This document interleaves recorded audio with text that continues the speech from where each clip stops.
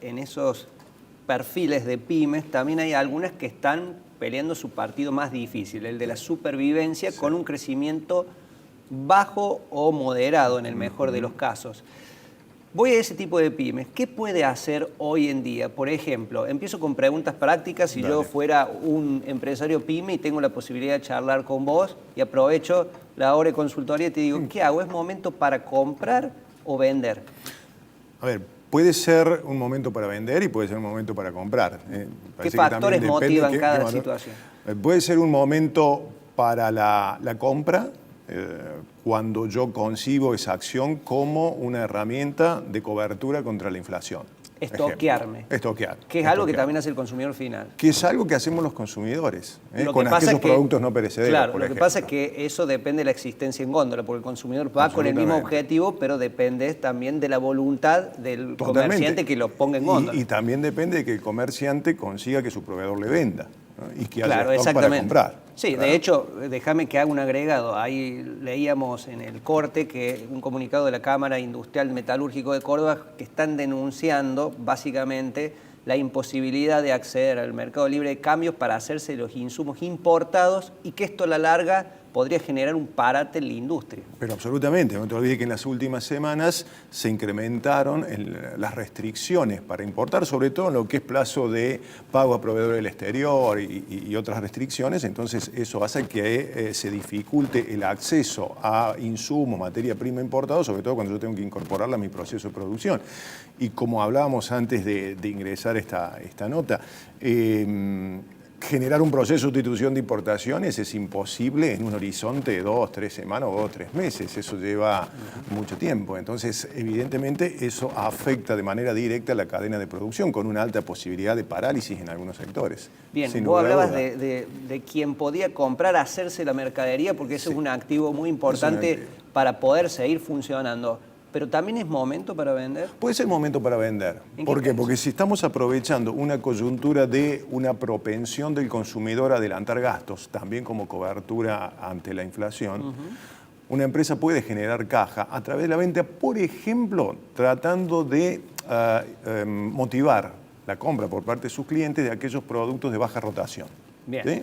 O que están de acuerdo a cierta estacionalidad en una época de baja demanda. Claro, por eso decimos, la de baja rotación, es decir, que están en baja demanda, o lo estamos viendo en la tecnología, y está viendo muchas promociones con respecto a productos a lo mejor que no son los últimos o el tope de gama, sino un poco inferiores con importantes descuentos. Entonces, allí hay una oportunidad de hacer caja. Pero todo esto, Seba, va a estar ligado al flujo de caja de cada empresa, de cada pyme. Claro, esto no es una receta general. No es una receta, eso lo hemos dicho siempre, Seba, en nuestras clínicas. No hay una receta que pueda ser aplicada o implementada de manera estandarizada, de manera general a todas las pymes, porque hay un universo pyme que se expande cada día más.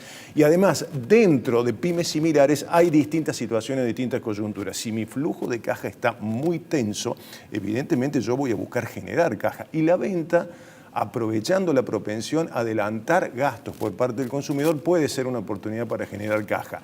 Si yo tengo un flujo de caja más aliviado, en una proyección a un mes, 2 meses, 3 meses, no voy a tener una situación de tensión, es el momento a lo mejor de comprar como cobertura ante la inflación. ¿Sí? Por eso la herramienta flujo de caja o cash flow, como se dice, es fundamental. Fundamental. Sí.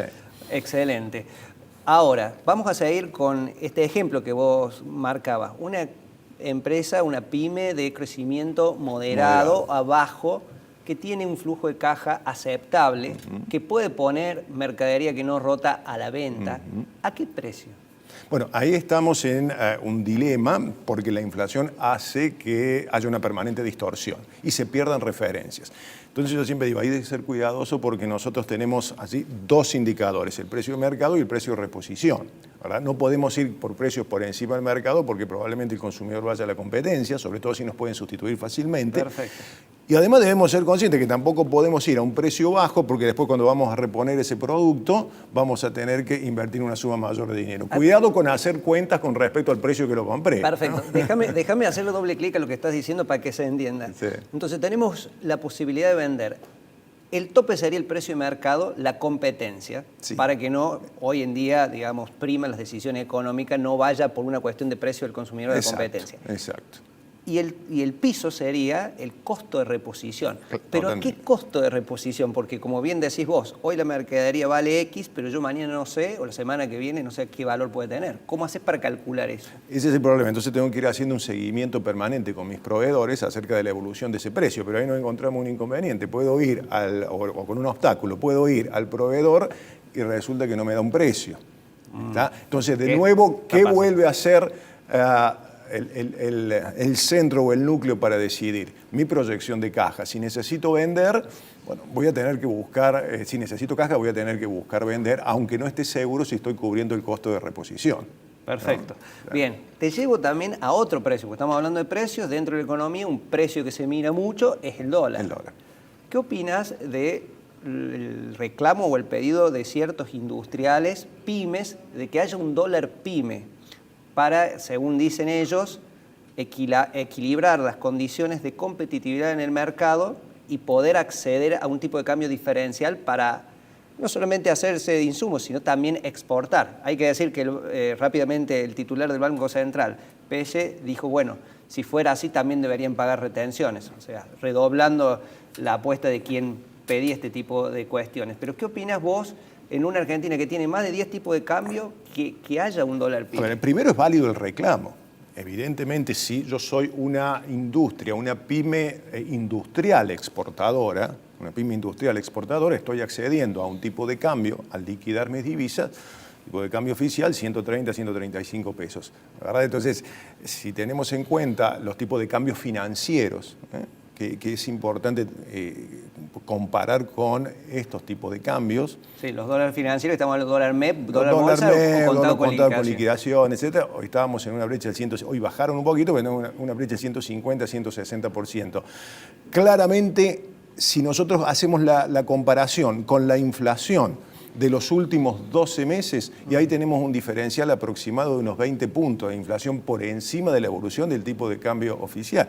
Entonces, ¿qué es por donde se canalizan las exportaciones? Si vamos incluso hacia 2020, la diferencia aún es mayor. Claramente una pyme exportadora pierde competitividad porque tiene sus costos evolucionando al nivel de la inflación y sus precios al nivel del tipo de cambio oficial, ¿verdad? Yo no descartaría que se vaya acelerando el movimiento del tipo de cambio oficial. Entonces, el reclamo es válido, el reclamo es totalmente válido.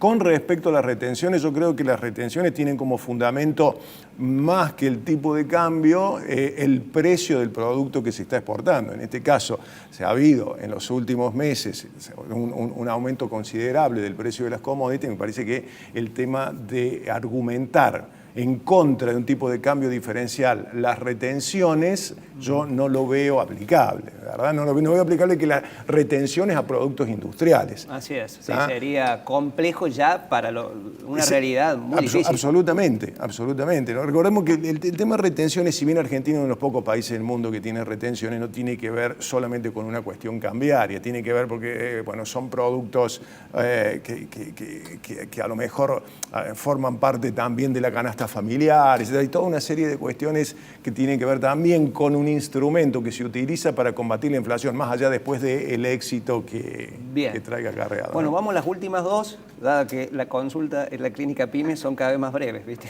Como la medicina. Tienen que ser, lo que pasa es que tienen que ser concretas, ¿no? Habíamos dicho un poco de qué hacer también con los pesos. No, justamente, bueno, seguimos la analogía. Claro. Supongamos que hemos definido en nuestra PYME, en base al cash flow, que podemos hacernos de mercadería, venderla de baja rotación a determinado precio, teniendo en cuenta estas variables, sí, en lo que se puede planificar. Pero si me sobran algunos pesos, ¿qué hago hoy? Por ejemplo, la última noticia es que el Banco Central está anunciando la suba de la tasa de interés de la LELIQ, un 8%, se va arriba del 60% aproximadamente, lo cual algunos economistas están estimando que los plazos fijos podrían estar por arriba del 80% anual, en el acumulado anual. Venimos transitando desde 2019, Seba, a un escenario de tasas de interés negativas, ¿no? Cuando digo negativa, significa por debajo de la inflación. Cuando uno piensa en el largo plazo, en general, las tres variables macroeconómicas que nosotros utilizamos de manera cotidiana, ese tipo de cambio, inflación, tasa de interés, en el largo plazo convergen, pero no así en el corto plazo. Entonces, tenemos una coyuntura donde la inflación ha superado nítidamente al tipo de cambio oficial y a las tasas de interés. Eso lo tengo claro, pero ¿qué hago con los pesos que me sobran? Y sobran? ahora tengo pesos, cuando generamos pesos, no solamente en escenarios como el actual, ¿verdad? Siempre, cuando nosotros generamos pesos, que es lo que persigue cualquier tipo de unidad económica, tiene tres grandes alternativas para aplicarlo. Primero, al capital de trabajo. ¿Y esto qué es? Más stock si es una empresa que comercializa bienes o financiar más agresivamente a clientes, por ejemplo. ¿Sí? La segunda alternativa es mejorar su salud financiera. ¿Cómo la mejora? ¿Cómo la mejoro? Si yo tengo una deuda bajo condiciones no muy favorables, es decir, con una alta tasa de interés, puedo generar, con esos pesos puedo cancelar esa deuda. Por ejemplo, y mejorar deuda mi que salud se financiera. indexe por sistema UVA, por ejemplo. Pero ¿qué sucede? Si en los últimos meses, incluso te diría años, hemos asistido a escenarios con tasa de interés negativa, la mayoría de las empresas se han endeudado también a tasas de interés negativa, bajo condiciones favorables en general. Pero yo puedo mejorar la salud financiera también a través de inversiones financieras. Ya que tenemos toda una serie de instrumentos, ¿qué le digo yo a un empresario pyme que no tiene un departamento financiero altamente especializado para ver operaciones financieras más complejas? Yo creo que yo buscaría hoy cobertura contra la inflación, obviamente que esto es tasa de interés o instrumentos que se actualizan a través de SER, que sigue al índice de precio del consumidor, con un horizonte de 180 días. Es decir, buscaría instrumentos que actualizan con inflación que no venzan más allá de 2023 o eventualmente si hay una mejora en el rendimiento de los plazos fijos y la tasa pasa a ser, no digo positiva, pero busca acotar las diferencias con la inflación, creo que puede ser una buena opción. Yo me enfocaría a buscar cobertura contra la inflación. Perfecto. Clarísimo estos consejos. La última posibilidad de qué hacer con los pesos es invertir en estructura.